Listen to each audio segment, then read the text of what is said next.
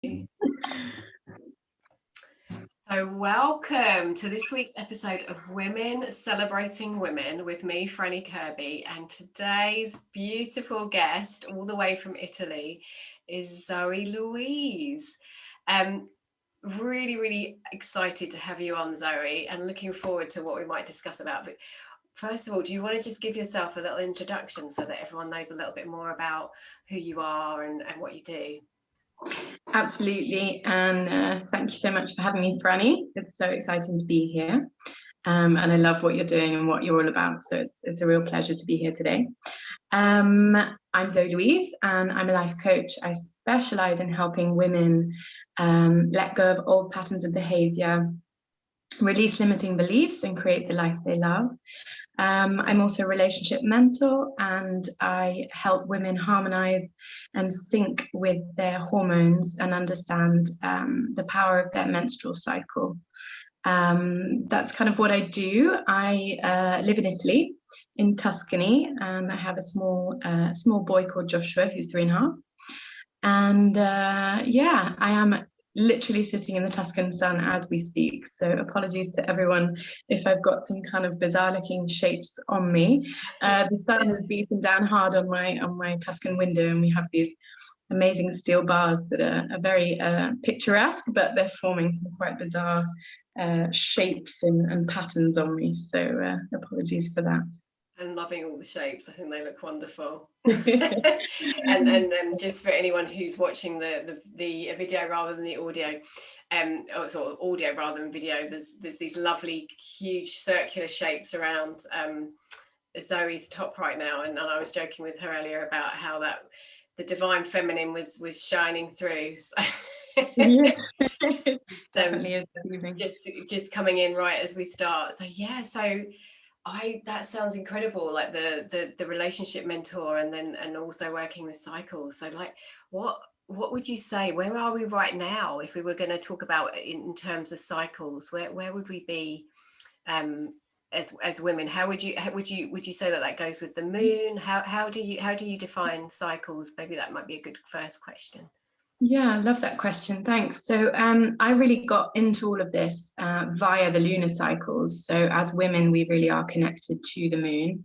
And most women tend to bleed with a full moon or a new moon or thereabouts. And that really affects what it feels like to be in that phase of your cycle. So if you're new to any of this, anyone listening, it's a great way to kind of, it's a gateway into that world. What I've gone on to kind of understand and deepen in my own research and what it is I coach and help other women do is to really connect with the phases of their cycle, and what they're often referred to is as seasons. So we as women have 4 different seasons in our cycle, and we move through and shift through these stages, and our bodies gift us with different hormones which create different energies. We have different needs in terms of our emotive needs, but also in terms of our physical needs. So how much rest we need, exercise, the different nutrients our bodies need to really live in their absolute best way possible in each phase. And what I help women do is to really connect with those patterns and those changes, and show them how safe it is to shift and change with them, and kind of move away from feeling stuck, and just help them really understand the benefits of each of those phases and each of those energies that we go through. And how they can really harness the power behind all of those phases, because ideally we all want to be enjoying a 28-day cycle in every single phase, and it is possible. And a lot of women haven't potentially learned that yet, because I believe society kind of puts us in a place of expecting symptoms and pain and all these other things, and we really don't have to go through that once we really connect with and understand our bodies better. We can really give ourselves what it is we need to thrive in every phase of our cycle. I love that. I love when you said that, because as you were saying that, I was like, oh gosh, yeah, I remember like all those kind of old paradigm beliefs that I was brought up with around PMS, you know, and all the sort of, you know, you're getting your period, and all these kind of these sorts of beliefs that you almost don't think about, because you just so many people are saying it, and there's a societal thing, isn't it? And as you were also talking, I was thinking about the natural ebb and flow around our energy, and like how as women we're maybe our energy flow, and maybe this is something you could talk a little bit more about, but when you were talking about physical exercise and what we need at different phases of our cycle, that there are times in the month where I feel amazing. I can, you know, like, and I think I've definitely heard you say this before. I'm on top of the world, and you're physically feeling, and you know, got lots of energy. You feel amazing. And then other sort of times in the month where you might be more like I know for me, it's like, okay, I think it's more of a yoga day, or it's more of a meditation day. It's more of a kind of introspective kind of. When I say lower energy, not necessarily bad thing, although in the past I might have thought that, but a time for more kind of nurturing and caring. So I'd love to hear more about what you would say around that. Yeah, I love that. I love that you can feel into that for yourself. That's amazing. Yeah, and I don't think it's necessarily a bad thing to say low energy, right? So that's even something that we're just not used to admitting for ourselves. And I think society wants to have us believe we've got to maintain this constant energy. And as women with the kind of ancestral patterns that we've lived through, we really still do suffer from that. We've got to be the givers and the caretakers and all these different things. And we're still not 100% as a collective conscious within that narrative yet, where it's okay to feel like we've got low energy. So I absolutely love that you brought that through. And yeah, in terms of exercise, it's really important to listen to your body, right? Because we have different energies and different stages and phases of our cycle. And there is a kind of guideline and a blueprint and a pattern that comes with that, based on what hormones your body is or isn't receiving in that phase of your cycle. That being said, it really does depend on the individual at the end of the day. You know, there's the guidelines and the information that I give my clients, and that exists out there if you go looking for it. But as you quite, perfectly summed up, it's really a case of listening to yourself and being really honest about that, and not feeling that guilt or that shame around the fact that today I don't feel like I can do that. I actually just need to rest, and really giving yourself that. And it's so much, for me, it's been a journey of trust, because I think there's that, like I said before, that feeling of guilt, or like I should be doing more, or that it's not okay to need that rest. And that I won't be able to kind of move through that, you know, fluidly and come out the other side of it. That's something that I've definitely experienced on my journey, and it's such an important trust with yourself to say, I need this rest, and I know that I can do the things I want to do, the exercise that's perhaps a bit more fast paced and high energy. I will have the energy to do that another day. Even deeper than that, it will come back to me because I'm giving myself this rest. And when we can really see the bigger picture, of our cycle, we can really relax into that and know that the reason I feel that way is because my hormones are like this. I'm in this phase, so my bleed phase, where I really do need to give my body that rest. And once you start to practice this over more than 1 month, you start to see the pattern. So you really do just trust your body and know that it will come, you know, that superwoman energy will come back. It's great, it's high flying, but it's just as important to give yourself the rest your body needs in order to find that, you know, high flying disc again. Absolutely. No, I totally agree with you on that. And I think from what you were saying, I think it's probably been a similar thing for me, a definite journey to listening to my body, and not feeling guilty if I'm not in a high energy day. That's fine. That's okay. We're all allowed to feel that way, rather than I should be feeling high energy all the time. And then we kind of get caught in a cycle of judgment and criticism that then, you know, then we kind of, we're not honoring what's going on. We're feeling bad about ourselves, and maybe might end up not interacting as well with other people because we're tired, or we're not honoring what we need, and we're coming from a space of doing things out of obligation rather than from a place of actually this, you know, this feeds me as well as you. And I know you've got a young child. I've also got young children. That's not children, you know, that young children always do don't kind of what's the right word here, they'll always have needs that we're obviously going to have to, you know, look after them. So it's not about that, but it's trying to find some quiet time at some point, if we can, to kind of come back to ourselves. How do you think, Yeah. how do you do that? Maybe that would be a really good question. How do you do that? Yeah, all the mums out there are like, tell us how. Yeah, so I love doing it, and when I'm able to, and when we're not all perfect, sometimes I find that tough too. You know, I've been doing this for a good number of years, and it's still, there are days where it's just a bit more difficult to find that space and find that time and create that balance, especially with younger children. When I do, and when I'm really able to do that for myself, and I'm coming at that from a really a real place of alignment and strength, and trust within myself that this is what needs to happen right now, the behavior of my son switches instantly. And it is beautiful to watch. It's so harmonious, because he knows he may try to kind of intercept and, you know, look for a way into that, and kind of push through a boundary that I've created, just to see how real this is right now. You know, can I get mummy's attention?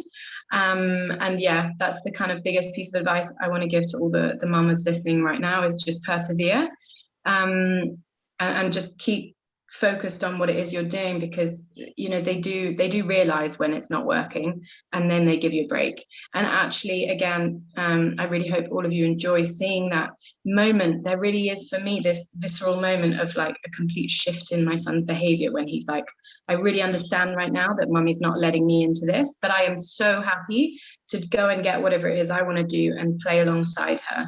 So if I'm doing yoga, he might go and lie down next to me and do yoga, or he might just get disinterested trying to distract, or, you know, get involved and just go and fetch a toy he wants to play with. But it really shifts the dynamic between him and I. And it's such a joy and a pleasure to witness that moment. First of all, to create that kind of sense of caring for myself, and like you spoke about, you know, really carving that time into your day as a mom is so important. I mean, it's important for all of us, but I think we can all agree that when we're mums, perhaps even more so. And on top of that, to witness what it is we're teaching our children to do in that moment, you know, to respect the boundary, to understand it's mummy's time, and to really therefore embody that when I grow up, right? Because I'm witnessing that mummy needs to look after herself, and that's just such a fundamental thing in the new paradigm that we want to be sharing with the younger generation, is that it's okay to take time for yourself. You know, we don't have to be the givers and the pleasers and the caretakers all the time, even if we are mums. And that was a big transformation for me, and I believe the generations before us. And I'm sure there are exceptions to this rule. I'm not finger pointing to anyone, but the information they had available, obviously the technology they had available at the time meant that they didn't have access to all the information and all the amazing podcasts we do to listen to, all these juicy pieces of info. And I believe it's something that we're kind of unlearning, and therefore we're going to pass on to the generations that come after us. You know, to really take time out and look after yourself, and that is how we show up as our best mum, as our best self, as our best partner, as our best businesswoman, you know, entrepreneur, whatever it is. So yeah, I think our children, I mean, and I've certainly experienced this with my children, that it's as much the energy that I bring to a situation as what I say or do. And when we're able to take care of ourselves and really come back to ourselves and nurture ourselves, for me anyway, speaking for me, that then means that I think when I am kind of there for them, I'm there in a much more present way. And like you said, we're also saying to them, we're giving you permission. I'm giving you permission that you do what's, you know, you get to look after yourself, and that they don't have to please us all the time. There's times where they, I mean, and when they're very little, probably not so much, but times when they get to, as they get older, to choose to go within and do what feels good for them. And that you know, if we can, I know from my perspective, I could pass on that just feels like that would just be amazing. It's certainly been a journey for me, and it is certainly not any there's no kind of judgment at all about any kind of like the parenting that I had or anything like that, because I think, you know, I think my parents did the best that they could, but it's just that process of going, well, actually we do get to choose differently. We do get to choose that we don't have to do things like just because other people want us to, that we get to choose, you know, to look after ourselves, to nurture ourselves. And that I know for me, it's so interesting that we're talking about this now, because that's probably one of the areas where I've probably had the most skill as a mum, and not wanting to talk to other mums about, is like, it's okay to put ourselves first. And you always want to kind of say it sort of really quietly. It's like, because you feel like people are going to go, what the hell are you talking about? Yeah, I think I totally agree. I feel like there's maybe this badge of kind of honor that a lot of mums may have passed down again from the generations before, of this like self-sacrificing approach to showing up as a mother. And I think what we're both touching on here is that that's not necessarily the only way to do it.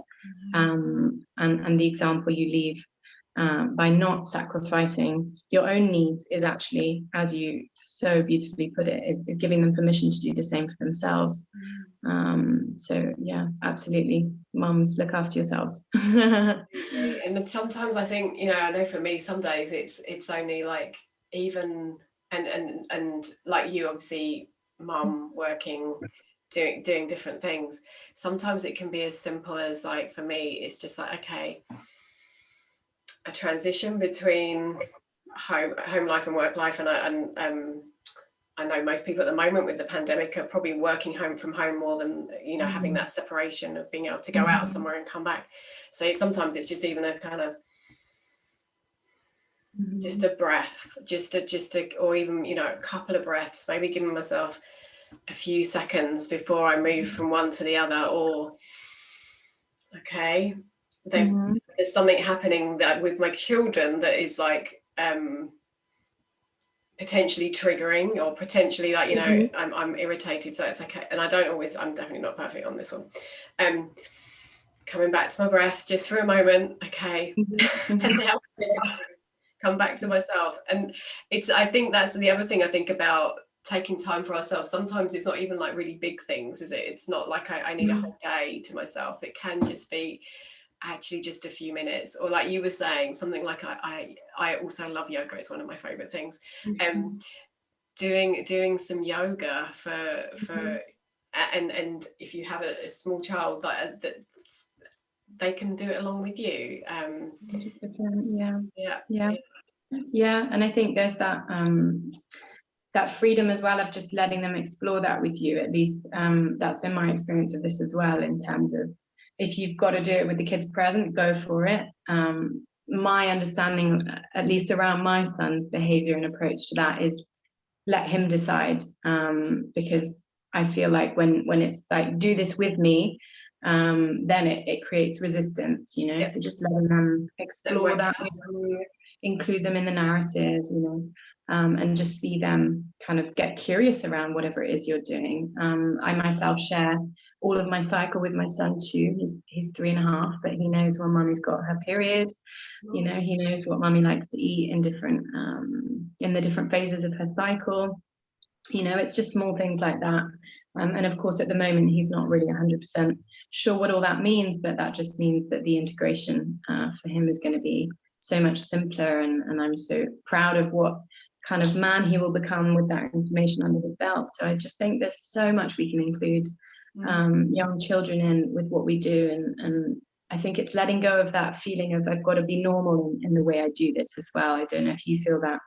But you know, that feels good for me, that feels right, that feels in alignment for me as a mom, so I'm going to do it. And I'm not going to feel, you know, judgment, or you know, like I'm doing something unusual. Perhaps it is unusual, but I love doing that, and I see how excited he gets around that. And it makes my life easier too. It just makes everything fluid and flowing, which for me is really important. Yeah, I love that you've done that. Now I'm thinking I want to do the same with my children. I haven't done that with my children.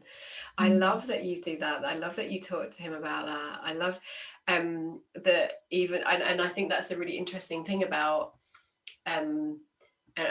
children and like what they're able to take on at different ages, and how we can find ways of explaining things that means that as they get older we can just explain it a little bit more now, what that really means. And then it's just a kind of bite-sized way of them understanding that just like you said, helps them integrate.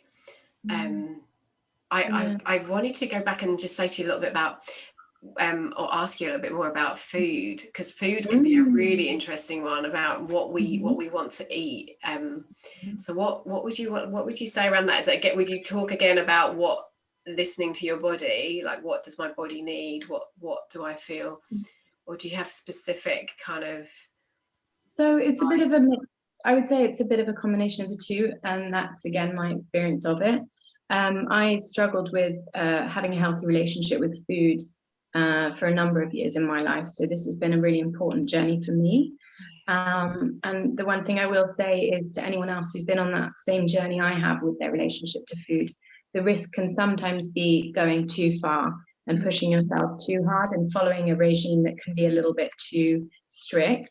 And with a number of clients I've worked with on this, I've made sure to really communicate that with them, because I'm very aware of old behavioral patterns and old paradigm ways they have been living in, and how I don't want to feel like I'm handing that to them on a silver platter in just a new context. So it's really important not to really push it. But I'll share a bit about, I'd love to actually share a bit about what it is I like to do. So in each phase of our cycle, our body requires different nutrients in order to really give the hormones in our body their absolute best kind of capacity, so that we can function our best, so that our brains, our bodies, everything is just harmonized and getting everything it needs, as much as everything it needs. So there's different foods that we can eat. So I talked briefly before about the seasons we go through in our cycle. So we go through spring, summer, autumn, and winter. And that's really the kind of basic outline of what you can do if you're looking to start cycle syncing with your diet. So think spring veg, fresh stuff, lots of crunchy veg. And then when we move into summer, we're thinking about a bit more, even more raw vegetables, oven cooked stuff. And then you move into autumn and we're looking more at root vegetables. So lots of potatoes, pumpkins, sweet potatoes, stuff like that. And then in winter, we're looking for really kind of warming, lots of soups and stews. Wild rice is a great one. So it's really just following what feels like fits in that season. And then there are specific things that you can add on top of that, like different meats or proteins that you can use in different phases of your cycle, which don't necessarily sound like they follow the seasons. But in terms of vegetables, really it is about following the seasons. So think seasons in terms of your cycle. So when I say spring, for everyone listening, I'm talking about the follicular phase. So spring and the follicular phase is the first season of your cycle.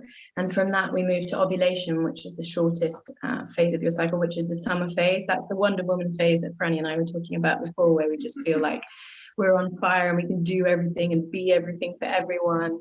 It may be a kind of phase that we're over giving, because we're like, I can do it. Yes, I can. I'll say yes to everything. Look at me go. And after that, we step into the luteal phase, which is the longest phase of our cycle, and that's 2 weeks. And that's the autumnal phase, so autumn veg. And then when we have our bleed, that's the winter phase. So lots of winter veg, mushrooms are a great one there. And apart from the food cycles that go with that, it's also it's a great reflection when we use seasons as our example of these phases. It's also a great reflection of the energies that come with that. So when you think of spring, you think of that kind of new life, that kind of naive energy, experimenting, growing.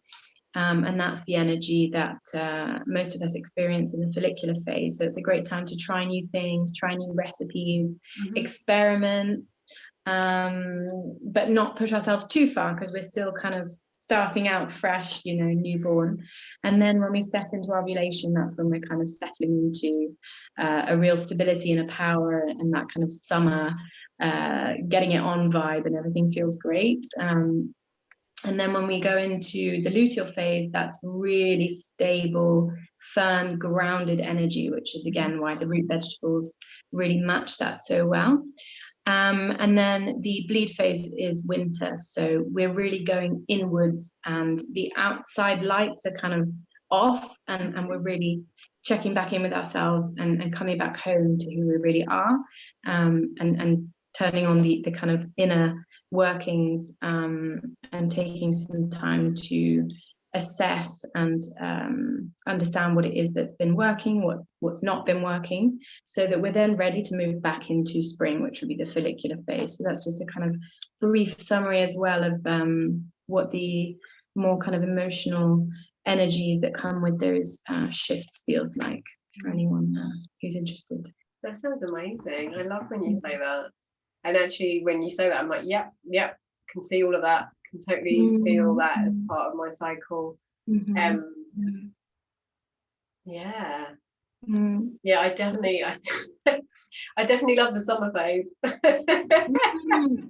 We do, and in terms of the summer phase, it's interesting. Well, from the follicular phase to the summer phase, that's really our more masculine energy at play. Yeah. So because it's that outward focus that we have, and we're not doing so much of the inner dialogue and the kind of inner work and the internal landscape, we're looking a bit more outside of ourselves, and we tend to create and produce things. We love collaborating with others. You know, it's very much looking outside of ourselves. So that's a wonderful phase, and a lot of people really resonate with that. I myself, for example, actually really struggled with that phase in the past, partly because I was having a difficult time accepting my inner masculine and making space for that within who I was, and exploring that for myself and trusting that for myself. So that's a really important part of this work I do as well.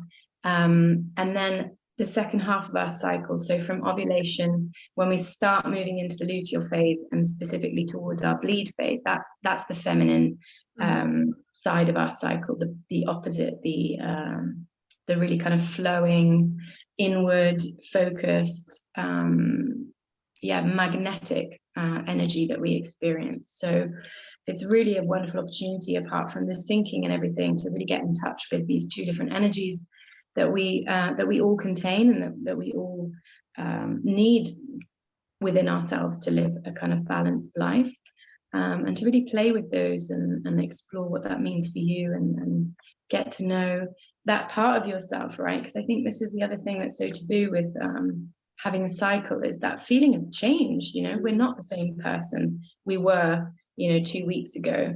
Of course we are, but we've shifted drastically in terms of how we're feeling, what we need, what we're creating, what we're looking to do, and even more so, in terms of the family structure. It's so important to be aware of that, because your needs as a mum shift in that moment. And if you're not aware of that, that's when we can kind of get wrapped up in having those PMS symptoms and feeling angry because perhaps you're not putting yourself first and not creating that time for yourself that you need to create when you're stepping into your bleed phase. And that's when the snappiness starts. And I'm not blaming anyone, I'm not saying we can't snap, but it's also an opportunity when those emotions arise to ask if you have been doing the kind of inner work. Have you been listening to yourself? Have you been giving yourself what you need? Or have you been putting everyone else before you, and you kind of run yourself down, and you're not able to therefore step into that bleed phase with kind of enough space for you? Absolutely. And when you're talking there as well, I think about that masculine and feminine, that I think for me, probably the feminine bit has been more of an issue for me, like not necessarily an integrated masculine, but a very kind of like outward focusing, go out, get stuff done, action. Definitely in younger part of my life, and one of the joys for me has been to really get in touch with the divine feminine, the more allowing energy. When you're saying getting to know yourself and getting to know. And these days, I'm like, oh my gosh, I love this. I love the the allowing, the receiving, the holding, the nurturing, and the and I think both are needed, and the balance for both. But it's such a lovely exploration to sort of look at okay, well, where am I in my cycle? So what energies are more likely to be coming up? But what's the balance throughout my cycle between these energies? But yeah, I mean, I the last few weeks I had probably an ebb in energy generally, so not necessarily, but I think there's kind of like our monthly cycles, and then there's also that kind of like other stuff that also comes into play. And I had a sort of time where it was definitely more introspective, and I love the process that I go through with this. So I start off, I've been in this kind of high energy, whoa, high flying disc type thing, and then suddenly I'm like, oh, I'm not feeling that anymore, and I'll spend some time going, I don't want to be here, I don't want to be this, I want to be there, I want to be there, and then I'm like, oh, okay, actually I quite like it here. So then I kind of settle into it, and then I start to really be in this place of receiving, allowing, nurturing, going within. And then I start to really enjoy it. And then I'm like, oh, no, now I don't want to move out of this. I really love being here. Yeah, I love that. And that's so much a part of it, I think, is at least for me, it was also such a deep practice in letting go.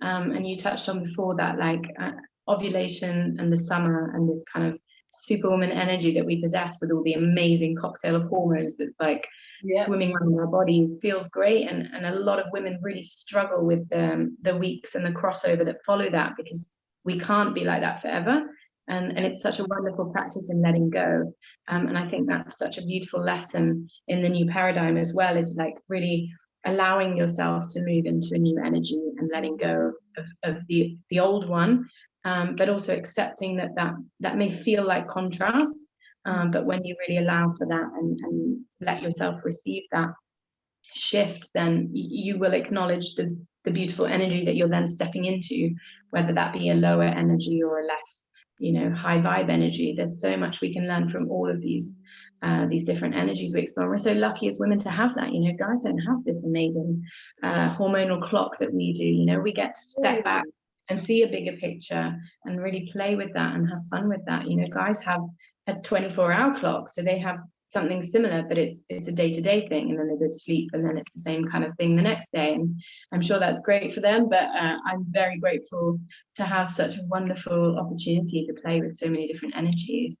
And I just want to touch on the balance that you mentioned as well before, so I feel like this could be of real help to anyone listening. So when I mentioned before that for me it was difficult, or more difficult in the past, to kind of be in the vibe of ovulation, so that kind of masculine high flying vibe, that's because I'm a kind of highly sensitive and easily excitable person. So adding the kind of hormones that increased that for me was like, oh my goodness, I'm gonna burst.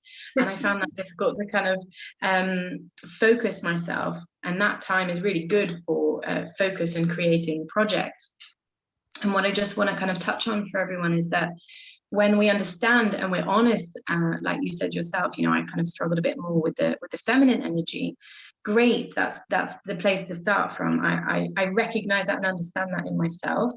And then the next stage is, and what can I do to balance that? So for me, struggling with the ovulation and this like increased energy and the masculine kind of push I felt to do so much that it felt like too much.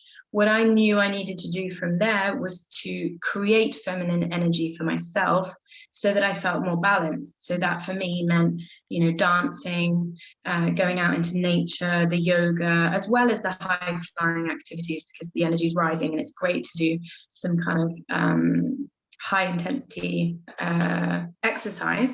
But I really needed to carve space into that phase of my cycle to make sure I was still connecting with myself and not losing that femininity within me. And likewise for anyone who's struggling with the opposite end of the cycle, so the feminine energy, if you feel a bit lost in the flow and it's like it's too much and it's overwhelming and emotional, to utilize the masculine energy that you feel more comfortable with, to kind of create a bit of space for that, just to keep the balance there. So it's really just creating awareness around what it is we struggle with, and knowing that we can then actually give ourselves what we need to struggle less. in that phase. Absolutely. And it comes when you're talking like this, what it feels like it comes to for me is like this kind of the growth and expansion that we experience around this is accepting ourselves as a whole person. So the feminine, the masculine, the the joy, the sadness, the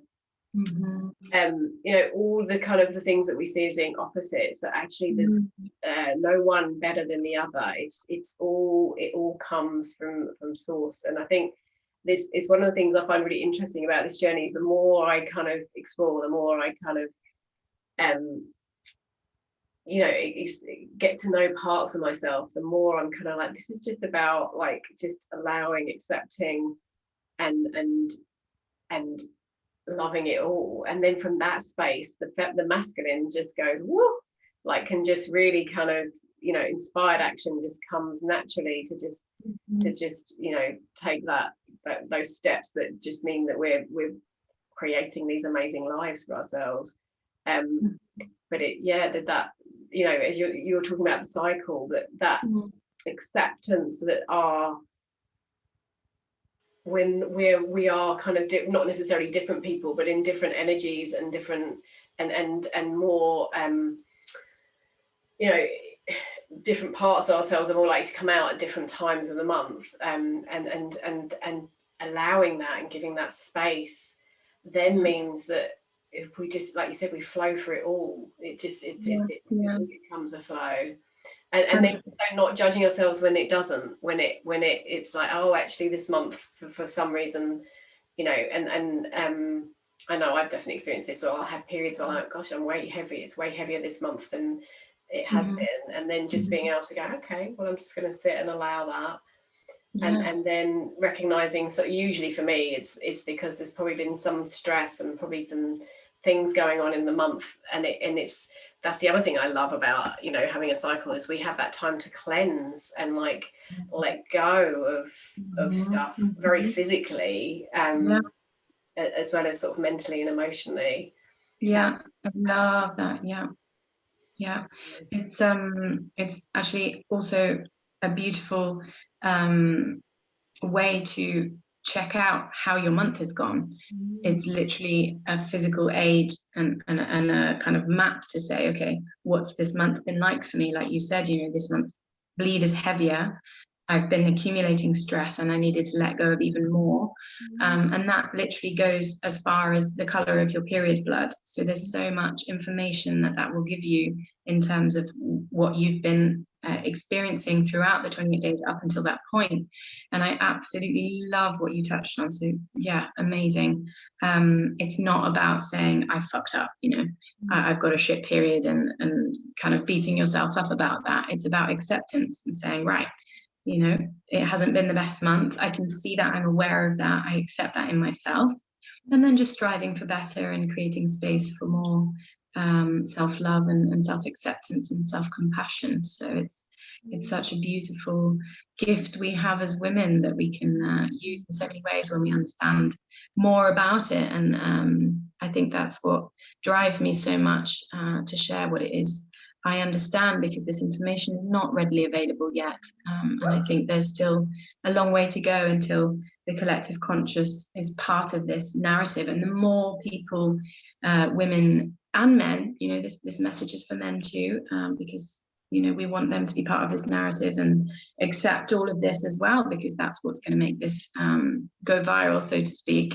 And that's what's going to make the biggest shift for all of us, because as an individual, that's so important that you feel better, that you understand, that you're aware, and then to share that with those around you, so that the knowledge deepens in our society, and we can really move forward from there with a new movement and awareness around this.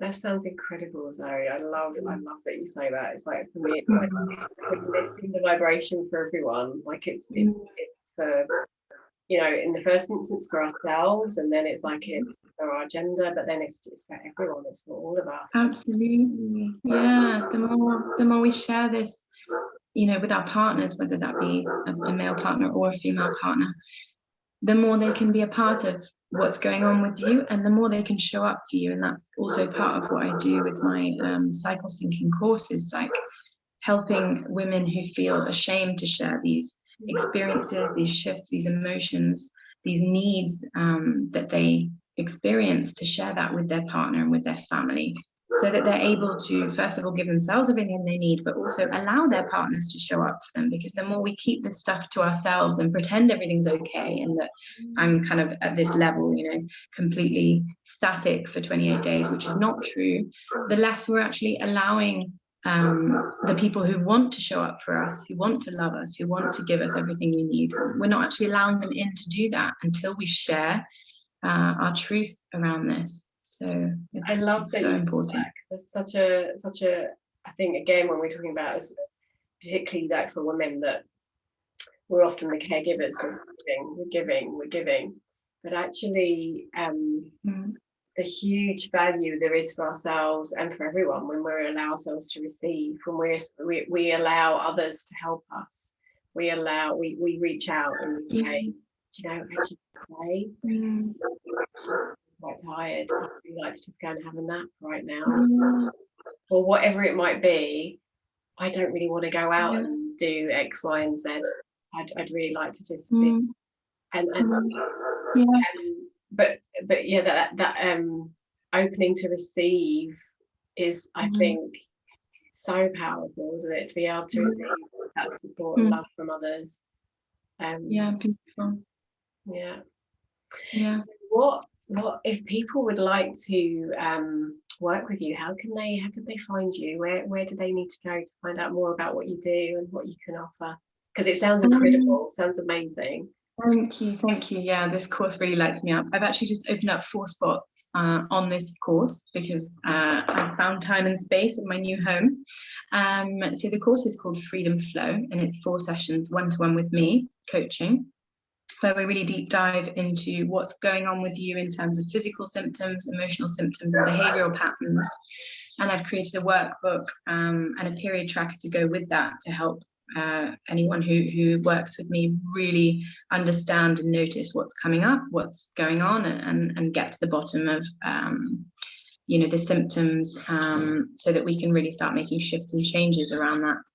And then it's 4 sessions with me, and you can find me at www.zoelouiselifecoach.com, or I'm on Instagram as Zoe_Louise_life coach, and the same for Facebook. So yeah, please do come and have a look at my website and see what you think, and send me a message on there if you're interested. Basically, I'm super excited to deep dive into this stuff. I'm so passionate about it. So yeah, can't wait to guide some more women on their journey. I totally agree. It sounds incredible. I think it's an amazing opportunity for people to really get to like grips with what's going on with them in so many different levels. I think that sounds amazing. And what I'll do, I'll also when I share the podcast, I'll get your details as well, so we can make sure we get the right website address for anyone who wants to find you.